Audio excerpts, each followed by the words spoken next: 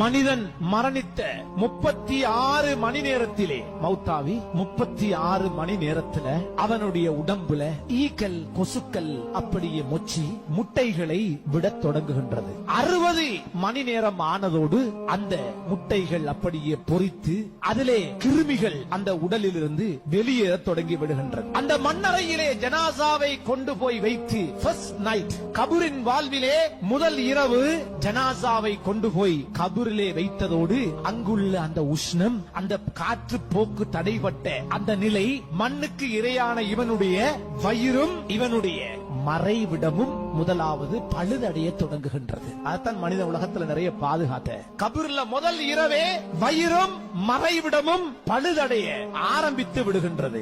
அது பழுதடைய ஆரம்பிக்கிறதோட முதல் நாளே அந்த ஜனாசாவுடைய உடம்புகள் பச்சை கலர் நிறத்திலே, பச்சை நிறத்திலே நிறம் அப்படியே ஏற்படுகின்றது. சில மணித்தியாலங்களுக்குள்ளே முழுமையாக இவனுடைய உடம்பு பச்சை நிறமாக மாறிவிடுகின்றது. இது ஒரு நாள்ல வயிறு அழுகி மறைவிடம் அழுகி உடம்பு பச்சை நிறமாக மாறிவிடுகின்றது. இரண்டாவது நாள் கபரிலே, இரண்டாவது நாள் இவனுடைய வயிற்றுக்கு உள்ளே இருக்கின்ற இவனுடைய ஈரல், இவனுடைய குடல் அனைத்தும் அங்கே பழுதடைய ஆரம்பிக்கின்றது. மூன்றாவது நாள் இவனுடைய அங்க அவயங்களில் இருந்து துர்வாடை வெளியேற தொடங்கி விடுகின்றது. அதே மூன்றாவது நாள் இந்த ஜனாசாவுடைய நகங்கள் கலண்டு விழத் தொடங்குகின்றது. நாலாவது நாளிலே கண்ணியத்துக்குரியவர்களே உடம்பினுடைய அங்க அவயங்கள் அப்படியே அது இலகுவடைந்து பகுதி பகுதியாக பழுதடைய கலரத் தொடங்கி விடுகின்றது. ஐந்தாவது நாள் அவனுடைய தலையிலே இருக்கின்ற மூளை, அந்த மூளையை வைத்துத்தான் எத்தனை வருடங்கள் உலகத்தை ஆண்டான், உலகத்திலே வாழ்ந்தான், பல சாதனைகளை சாதித்தான். அஞ்சாவது நாள் இவன் தலையில் இருக்கிற மூளை அப்படியே கரைந்து தண்ணீராக மாறிவிடுகின்றது.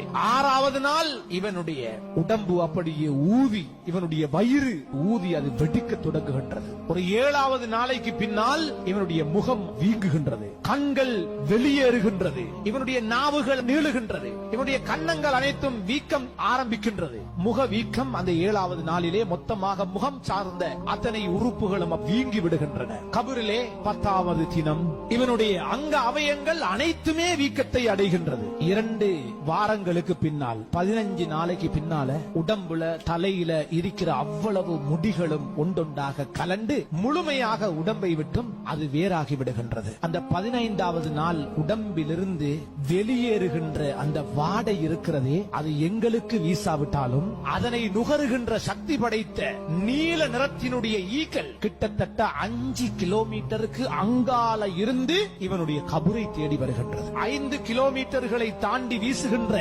துர்வாடை 15வது நாளிலே இவனுடைய மண்ணறையை சுத்தி நிற்கின்றது. அது நீல நிற ஈக்கள். அந்த உடம்பிலே முழுமையாக புழுக்கள் 15 நாளையிலே புழுக்கள் அந்த உடம்பை ஆக்கிரமிக்கின்றன. இப்படி மண்ணறை வாழ்வு 2 மாதங்களை அடைகின்ற போது உடம்பெல்லாம் கரைந்து திரவமாக மாறிவிடுகின்றது. 2 மாதங்கள் 60 நாட்களிலே அடையாளமற்று போய்விடுகின்றார். என்ன ஆட்டம்! உலகத்திலே 60 நாள் 2 மாசம் உடம்பெல்லாம் கரைந்து அப்படியே அடையாளமற்று போய்விடுகின்றார். 6 மாதங்கள் ஆன பின்னால் முழு சதைகளும் நிலத்திலே கொட்டி அந்த உடம்பினுடைய எலும்பின் அமைப்புகள் மட்டும் மனித உருவத்தை காட்டிக் கொண்டிருக்குமே தவிர ஒரு சொட்டு, ஒரு துண்டு சதை கூட அந்த எலும்புகளில் நிற்காது. அனைத்தும் நிலத்திலே அப்படியே உருகி விடுகின்றது. இப்படியே ஒரு 25 வருடங்கள் செல்லுகின்ற போது முழுமையாக அவனுடைய உடம்பு அழிந்து அவனுடைய முதுகந்தண்டு, முதுகிலே இருக்கின்ற ஒரு சிறிய கடுகு மணி போன்ற ஒரு அஜிபு ஜனப் என்று சொல்லக்கூடிய முதுகம் தண்டு,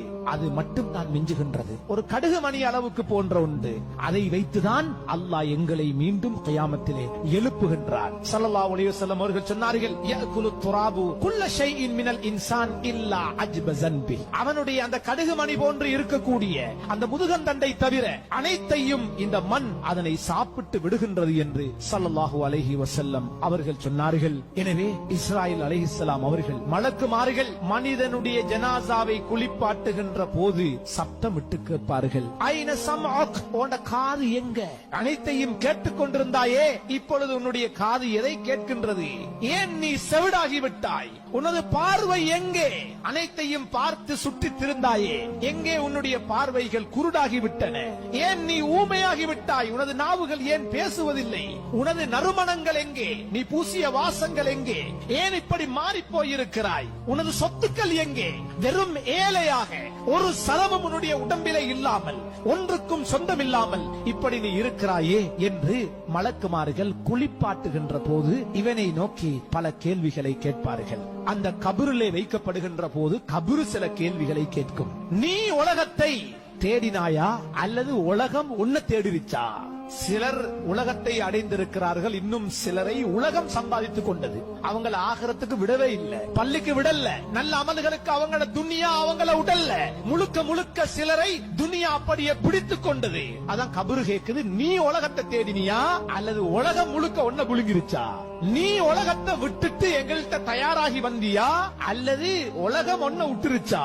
மௌத்துக்கு நீ தயாராகி விட்டு வந்திருக்கிறாயா அல்லது தயாராக முன்னால் மௌத்து உன்னை வந்து அவசரமாக பிடித்துக் கொண்டதா என்ற பல கேள்விகளை அந்த மன்னரை மரணித்து செல்லுகின்ற ஒவ்வொருவரிடம் கேட்கவிருக்கின்றது. கண்ணியத்துக்குரியவர்களே, நாம் மறந்து வாழுகின்ற ஒரு வாழ்க்கை அந்நியவர்களை போன்று இந்த உலகத்திலே மௌத்தை, சக்கராத்தை, மஹ்ஷரை, இஸ்ராயில் அலைஹிஸ்ஸலாம் அவருடைய வருகையை, அல்லாஹ்வுடைய கட்டளைகளை, ரசூலுல்லாஹ்வுடைய வாழ்வை, இறைவனுடைய வாக்குகளை, குர்ஆனுடைய உண்மைகளை எல்லாம் நாம் மறந்து வாழுகின்றோம். உலகத்தினுடைய ஈடுபாடு எங்களை அப்படி ஆக்கிவிட்டது. உலகத்தினுடைய ஈடுபாடு. ஒவ்வொரு நாளும் இந்த மரணத்தை நினைப்போம். நாம் செல்லவிருக்கின்ற நிர்பந்தமான அந்த நெருக்கடியான அந்த மன்னரை வாழ்வை நாள்தோறும் பேசுவோம், கதைப்போம். நம்முடைய வாழ்விலே இறைவனுடைய ஈமானியத்தை நாம் அதிகப்படுத்துவோம். அல்லாஹுவை நேசிப்போம், ரசூலுல்லாஹ் அவர்களை நேசிப்போம். அல்லாஹு தஆலா எனக்கும் உங்களுக்கும் அந்த உண்மையான மன்னரை வாழ்வை அடைய முன்னால் அதற்கு தேவையான அமல்களிலே ஈடுபட்டு நல்ல பல அமல்களுக்கு சொந்தக்காரர்களாக